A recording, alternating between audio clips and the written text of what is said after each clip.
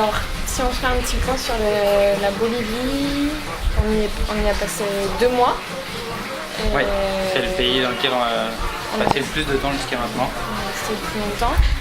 Et bon, globalement, moi, la Bolivie, ça me laisse une impression du pays du más o menos, un peu. C'est vraiment l'expression qu'ils ont en Amérique du Sud. Et je trouve que la Bolivie, c'est vraiment ça. C'est-à-dire que tout est un peu à peu près.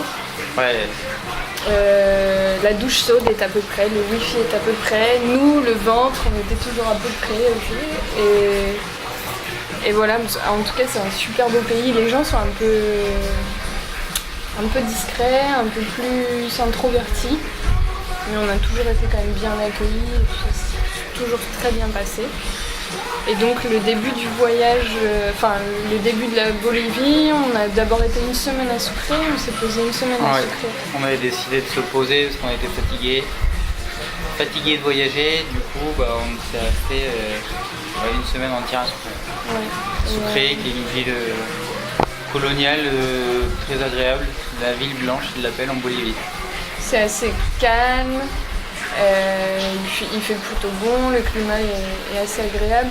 Moi j'en ai profité pour prendre des cours d'espagnol, ça c'était chouette, ça m'a permis un petit peu. Donc tous les soirs j'avais 2 heures de cours d'espagnol pendant une semaine, c'était vraiment bien. Et puis on en a profité tous les deux pour faire des sorties un peu culturelles aussi. On est allé au cinéma, bon on est allé voir Moi Moche et Méchant mais c'était chouette. Et puis on est allé voir un concert de guitare aussi. Concert de musique classique avec guitare, piano. Ouais. On a fait des trucs qu'on n'avait pas l'habitude de faire. Ouais. Bon, ça c'était l'occasion de se poser, on allait au marché, boire des jus frais. Ouais, moi c'est un bon souvenir que je garde de Sucre, c'est les jus, tous les jours aller boire nos petits jus. Ça, les petits jus, c'était bien, et puis on en profitait, toi tu prenais tes cours pour faire les machines à laver, moi j'étais chez le cordonnier, j'étais me coiffer, aller au coiffeur, repriser les vêtements, tous les trucs qu'il faut faire et qu'on a finalement pas trop le temps. Ouais. C'était une bonne semaine repos. Ouais, on est allé aussi au marché de Tarabuco depuis Sucre. Ouais, c'est un des marchés les plus connus de Bolivie. Ouais. Ça c'était bien parce que du coup il y avait beaucoup d'artisanat, tout ça, c'était hyper intéressant, très joli. Moi j'ai un petit regret, c'est que c'était presque tôt en fait dans le passage en Bolivie parce que j'aurais voulu peut-être acheter quelques souvenirs et tout et finalement on venait d'arriver. Mais bon, c'était magnifique et tout, c'était vraiment chouette.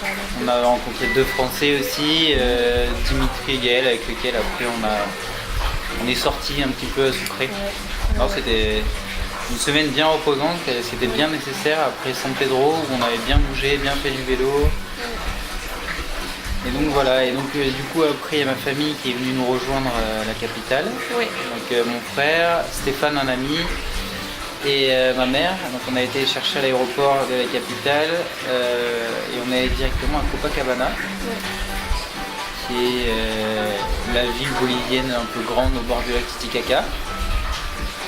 Et donc on est allé, on n'est pas resté longtemps, on a fait une journée où on a été sur les îles du lac Titicaca, l'île du Soleil, l'île de la Lune.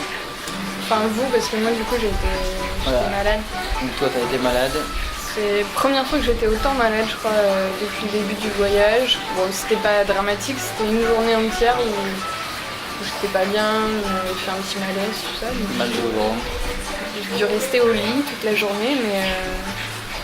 Donc sympa le lac Titicaca, nous c'était la 2e fois qu'on y allait et du coup c'est magnifique quoi. L'île, les îles, il y a des belles petites marches à faire et on est en saison, il fait un temps, il fait toujours beau, sec, donc c'était sympa. On s'est bien régalé, c'était une manière de s'acclimater un peu à l'altitude, c'était pas mal. Donc voilà, ensuite on est retourné à Sucre avec ma famille. Oui. On a profité pour visiter la ville, voilà. On leur a fait découvrir un peu ce qu'on avait vu nous. Ce qu'on avait vu pendant la semaine, on était au marché, se mettre des bons petits jus, c'était cool. On a fait une chouette rando à Potolo avec eux depuis Sucre. Un petit village, sachant que c'était pas évident parce que Bolivie il y a beaucoup de grèves et des bloqueos. Bloqueo c'est un peu je trouve que ça met bien ça reflète bien l'esprit bolivien. Bloqueo c'est des gens qui du coup ils s'assoient.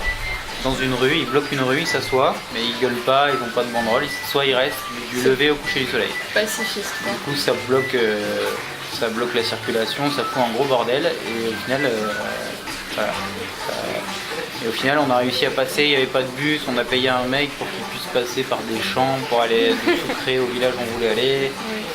Au final on y est arrivé, on a fait une super belle rando.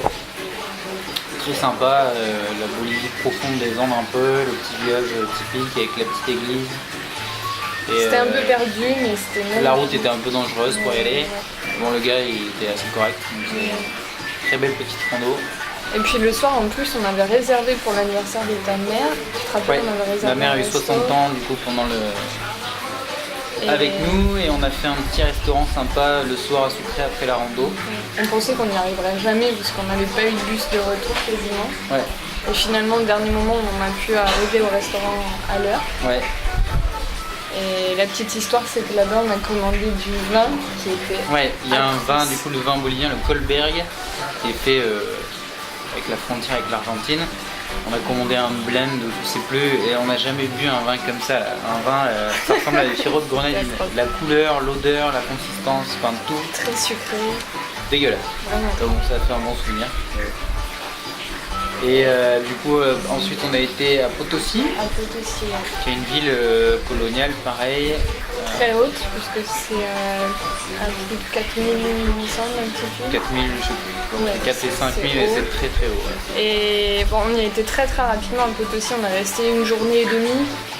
On a quand même visité le musée La Casa de Moneda, le musée qui est sur la monnaie, puisqu'en fait à Potosí, c'est très connu pour ses mines d'argent.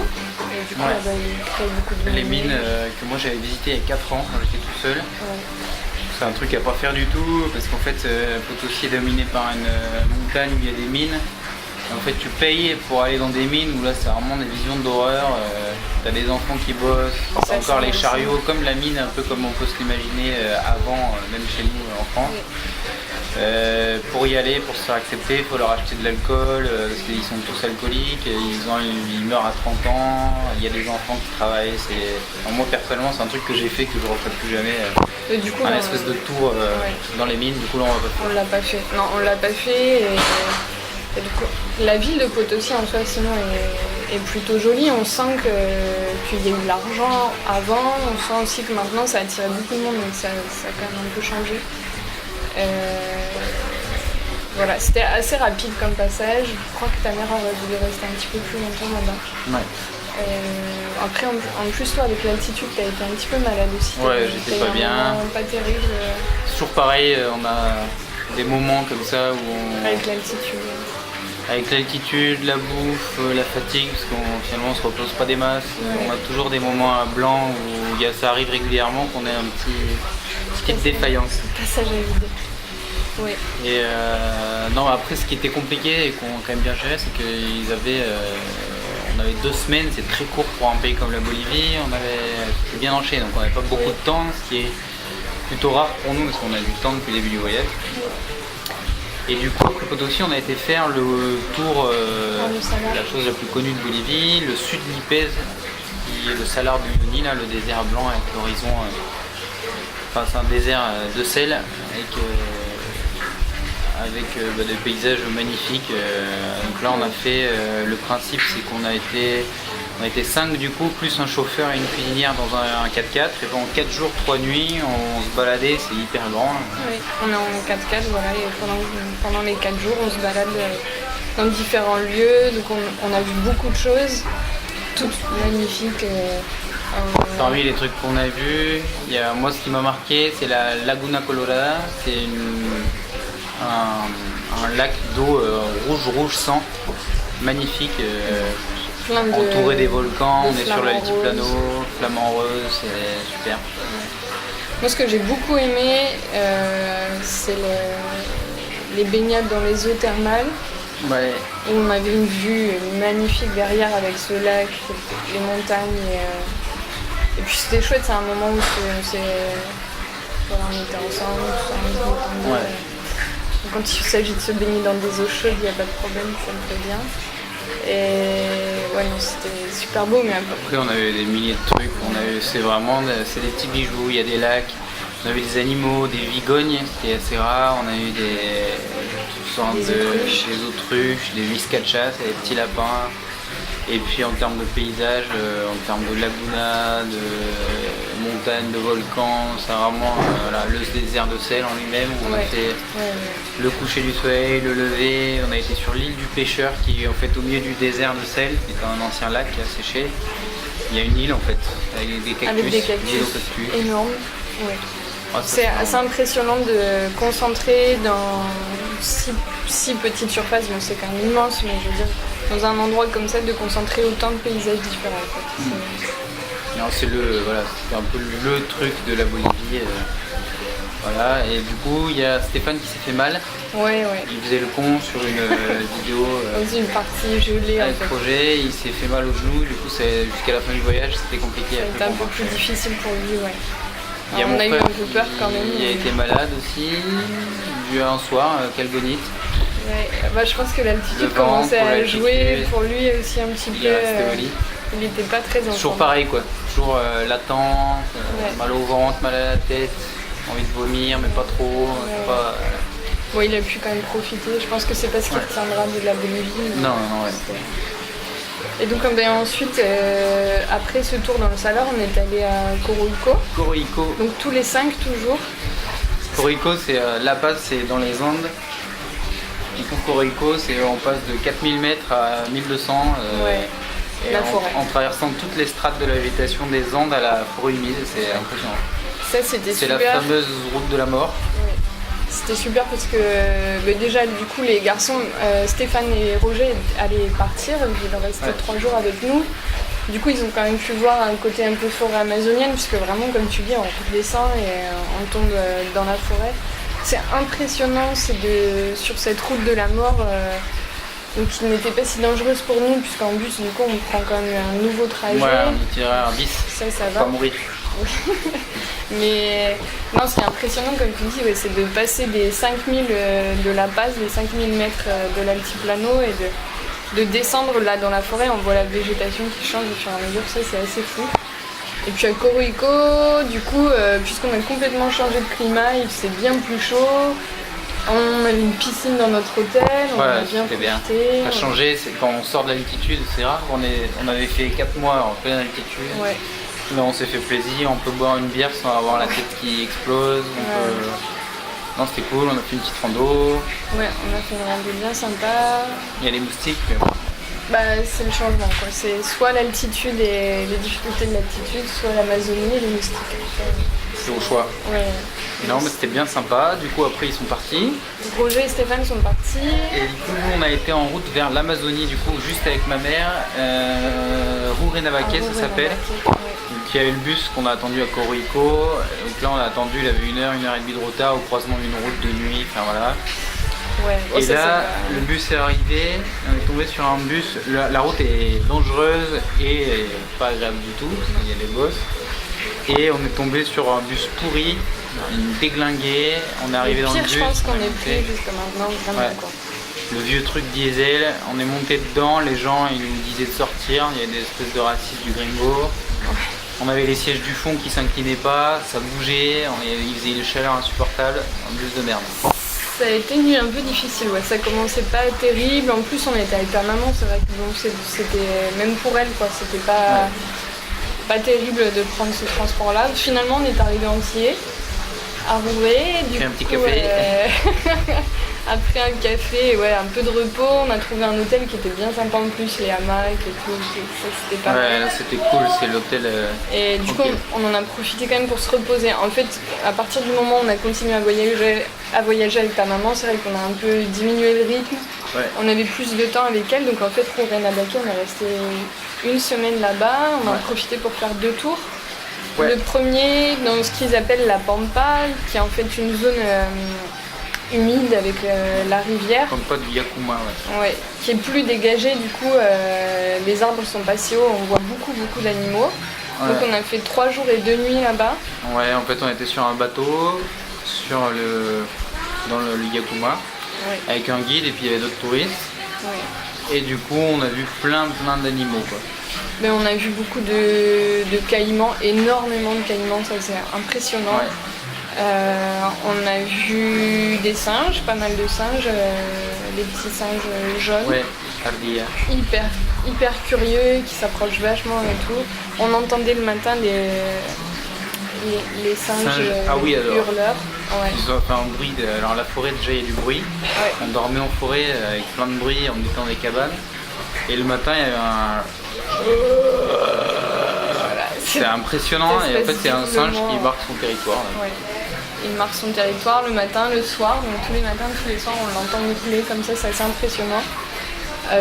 Moi ce qui m'a vachement impressionné, je pensais pas déjà le faire en fait dans cette rivière, donc on s'est baladé dessus en bateau pendant 3 jours. Donc on a pu constater qu'il y avait énormément de caïmans, qu'il y avait des piranhas, puisqu'on a fait une pêche aux piranhas. Toi t'en as pêché un petit peu, moi j'ai pas réussi. Pêche aux piranhas, j'avais déjà fait, mais du coup c'est les piranhas quand il y en a c'est pas bien compliqué, un hameçon, n'importe quelle taille, un bout de viande rouge et le difficile c'est de les ferrer. Ouais. On les a pêchés, mangés, bon c'était c'est pas hyper fin quoi. Ouais. Et donc le dernier jour en fait dans ces eaux il y a des dauphins roses qui sont dans l'eau. Et donc l'idée c'était d'aller se baigner avec eux tout en sachant que dans cette eau il y a aussi les caïmans, les piranhas. Donc toi tu y étais le premier en fait, c'est parti. Ouais. On est arrivé dans une zone, un croisement de 3 rivières où du coup il y avait énormément de dauphins, ça c'était impressionnant. Et l'eau donc toi, boueuse, on voit rien dedans. Ouais, c'est ça aussi, c'est qu'on voit pas Moi, du tout. Moi je saute à l'eau et le guide là, il me dit fais gaffe, des fois ils mordent les jambes et au même moment il y a la sensation est quand même particulière parce qu'on voit rien, on voit que sur les berges il y a plein de crocodiles. Ah ouais, c'est hyper stressant. Et du coup, un truc qui me mord assez fort au pied. Et bon, c'était le dauphin, en fait il voulait jouer, il était pas méchant, mais c'est quand même, faut avoir confiance quand même, dans le guide. Ouais. Surtout qu'on venait d'arrêter le bateau juste à côté d'un caïman, mais quand je dis juste à côté, on tendait le bras, il était là quoi. Ouais. Et donc d'autres personnes sont allées à l'eau avec toi. Et finalement je suis à peine rentrée dans l'eau, il y a un dauphin qui venait sous mes pieds. Mais pareil en fait, il faut imaginer qu'on le voit pas, qu'on sait qu'il y a tous ces caïmans. Et c'est assez stressant et moi je suis pas restée très longtemps de l'eau, par contre je regrette pas, c'était génial. C'était cool.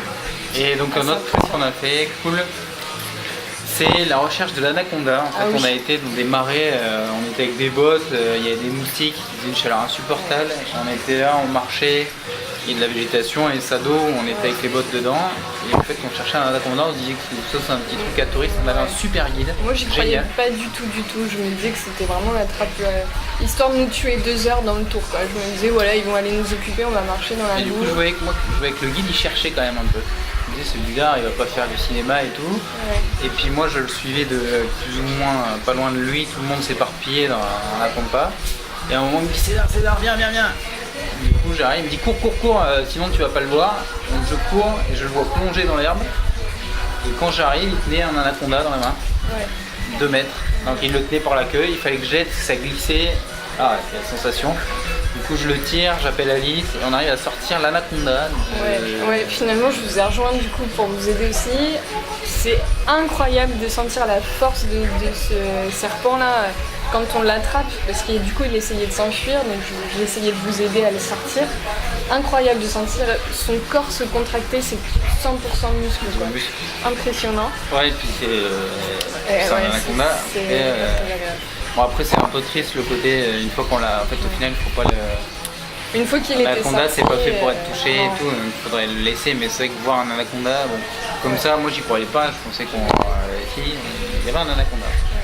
C'est 2 mètres et bon après le truc c'est qu'il est passé de main en main pour la photo quoi, ça c'était un peu moins... Ouais, après nous on est parti là-dessus, mais c'est vrai que c'était pas terrible.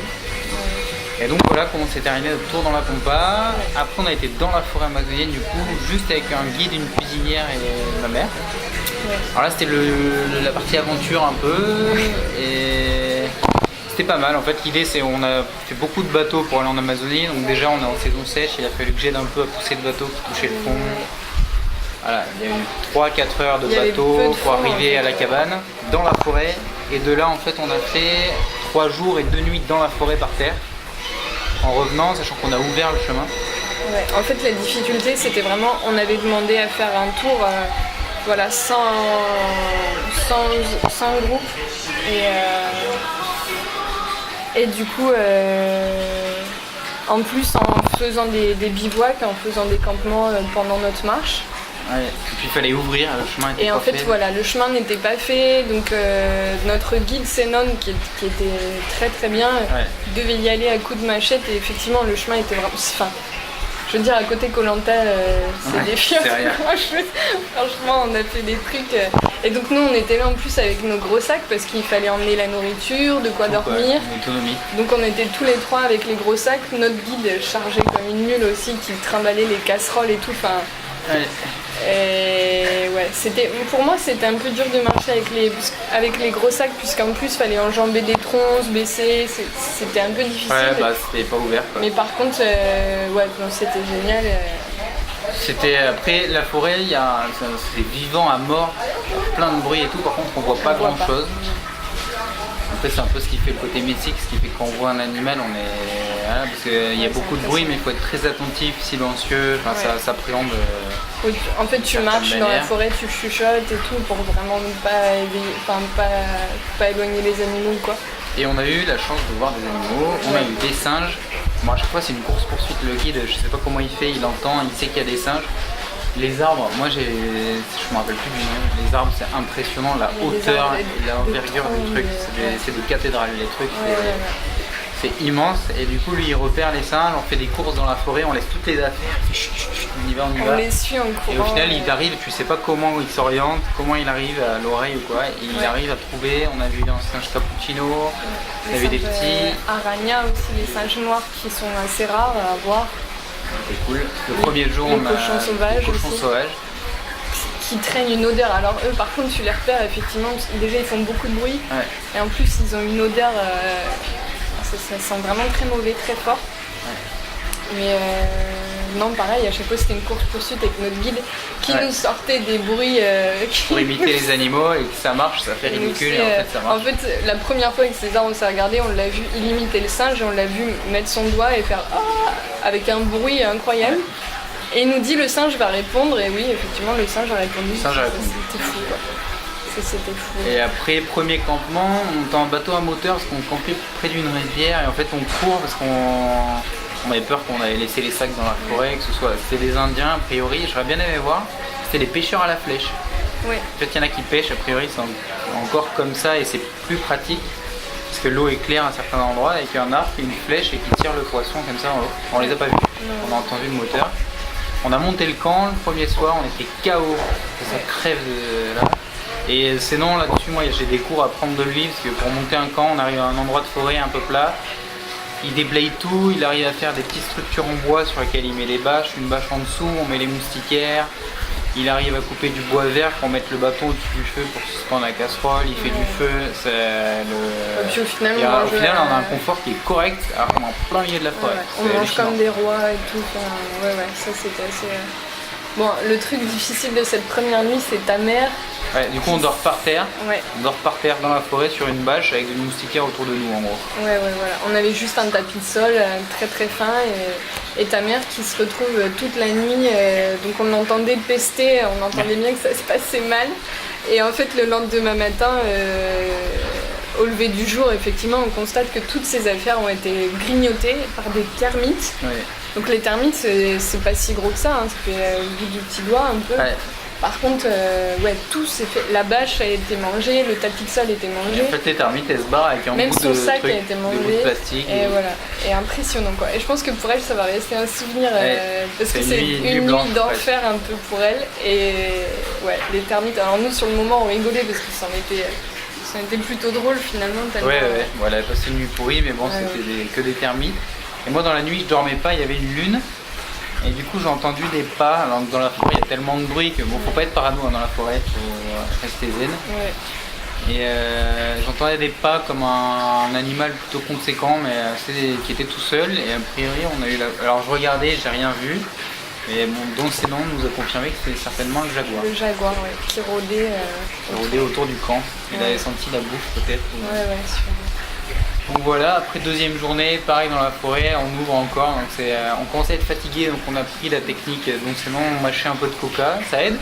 Ouais. Eux, il nous a montré, on mâchait un peu des feuilles de coca avec de la stevia pour adoucir un peu le truc. Un peu de sucre, ouais, du coup. Ça donnait un peu d'énergie. Et puis on est arrivé, on a fait un autre camp en plein milieu de la forêt. Cool, on s'est fait une petite baignade dans la rivière. Ah, c'est cool, c'est plein milieu de la forêt, petite baignade dans la rivière, on avait besoin.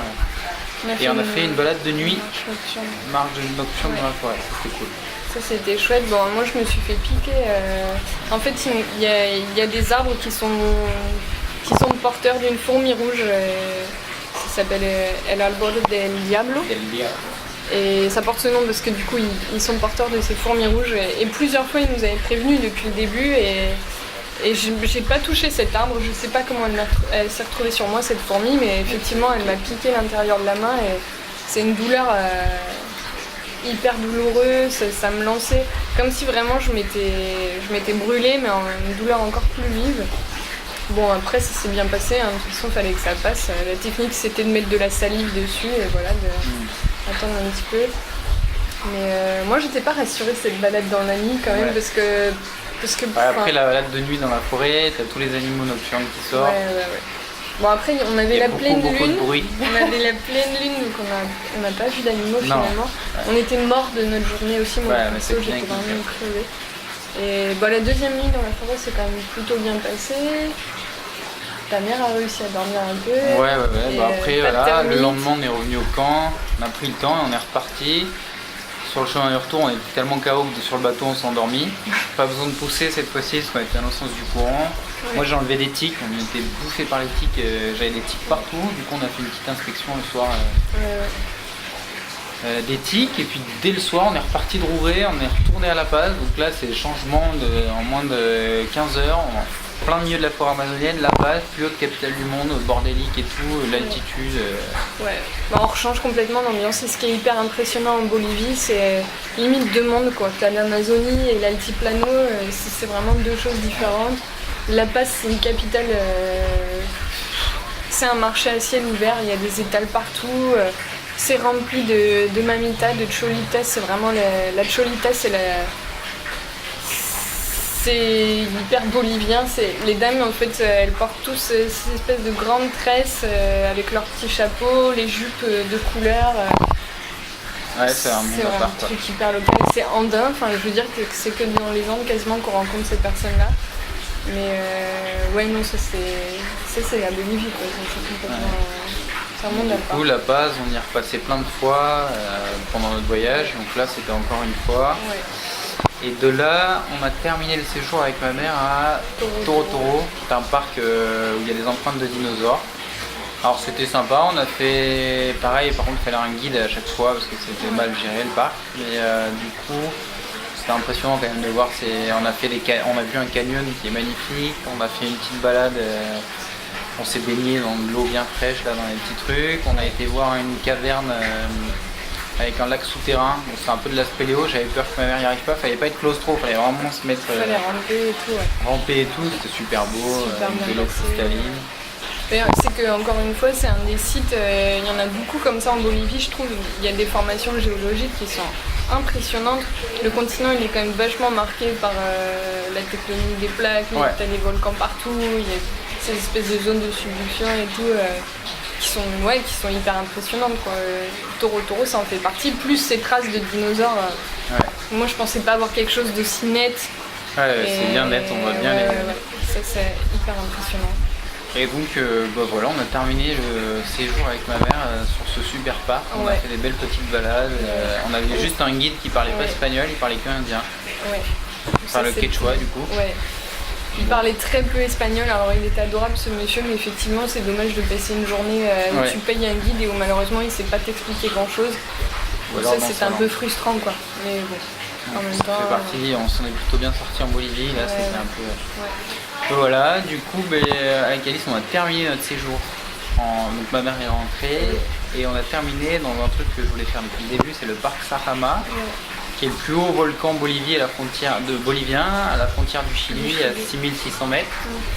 Nous on est allé dans le parc, pas pour faire le sommet, parce qu'on n'était pas prêts pour faire ça. On a fait juste de la rando, on a fait un trek C'était vraiment le 3 jours. village andin typique avec sa petite église au milieu de nulle part, entouré à 360 de volcans. On envoyait des volcans actifs d'ailleurs avec des fumerolles. En fait, on savait un peu que c'était notre dernier passage quand même dans les Ouais, Andes, dans les Andes. dernier trek aussi qu'on faisait. Et donc on est parti pour un trek de 3 jours de nuit en autonomie. Ouais. On s'était loué quand même des duvets en plume et heureusement parce que les nuits elles sont à moins 10, moins 15. Ouais, Et ça c'était. c'est hyper bien passé. Moi j'appréhendais beaucoup le froid et Il y a finalement beaucoup de vent en fait. ouais, on avait bien anticipé en prenant une couverture de survie, voilà, en protégeant bien la tente. On n'a pas eu froid du tout pour dormir. On n'a pas eu froid, du coup on a fait une journée, on est parti du village. En fait la rando c'est une boucle où on passe au Chili, on passe la frontière dans la montagne, c'est marrant, il y a un petit panneau Chili, c'est tout. On voit 3 lagunas magnifiques, les 3 sont superbes. Du coup le premier jour on a campé au bord de la deuxième. Plus de 5000 mètres quand même pour camper. Ouais. Du coup on n'a pas eu froid, mais moi à partir de. Enfin même nous à partir de 4007 on dort moins Pour bien. dormir, on c'est dort difficile. quasiment pas, on fait des petites apnées. On a été dans la tente à partir de 5 heures, on s'est levé à 8 heures, mais en fait on dormait pas quoi. On somnole. On faisait des Uno. Non même c'était même difficile, on faisait des jeux Non, mais on avait très très mal à la tête. le cerveau il avait du mal à Ouais. il pédaler dans la semoule. C'est un peu difficile. Mais quand même dans la nuit l'eau dans la tente, la bouteille d'eau entière a gelé carrément, on l'avait pas mise dans le duvet, ça caillait bien comme il faut quoi. Ouais. Bah, puis dès que tu sors un bras, une oreille, il fait très froid, mais non, Les c'était duvets étaient super. cool, la couverture survie elle a aidé. Ouais. Ce qui est sûr, c'est que moi, ce trek, bon, j'appréhendais un peu et c'était vraiment magnifique. J'ai vraiment apprécié. Il y a des passages, quand il faut monter en altitude à 5000, de toute façon, oui, c'est difficile, en plus avec le sac et tout ça, mais c'était magnifique. Le deuxième jour, du coup, on a fini de passer le dernier col qui devait être à 5200, Ouais. pour ensuite de redescendre, voir le troisième lac, la troisième lagune qui, elle aussi, était magnifique. Ouais. Et puis terminer dans des eaux thermales, puisque comme c'est une zone encore avec des volcans, il y avait des eaux thermales un peu plus bas. Voilà, on a ça c'est cool. campé. 3 jours de trek et on Ouais, arrive finir dans par les eaux thermales, c'est dans super. des eaux thermales avec vue sur le Sarama. Ouais. Et, Ouais, c'était vraiment chouette. Et ça clôturait bien le séjour dans les Andes, puisque depuis le Pérou, on a passé pas mal de temps dans ce coin. Pour finalement repartir vers Santa Cruz, qui était pour nous l'entrée au Brésil, quoi. Voilà, donc après 2 mois en Bolivie, on a fait beaucoup de transport pour arriver. Là on rentre de 2 jours de nuit de transport et aujourd'hui on est à Cuiabá au Brésil Ouais, et la suite de nos aventures. Ici, à suivre, ouais. donc voilà. Tu veux que j'arrête ?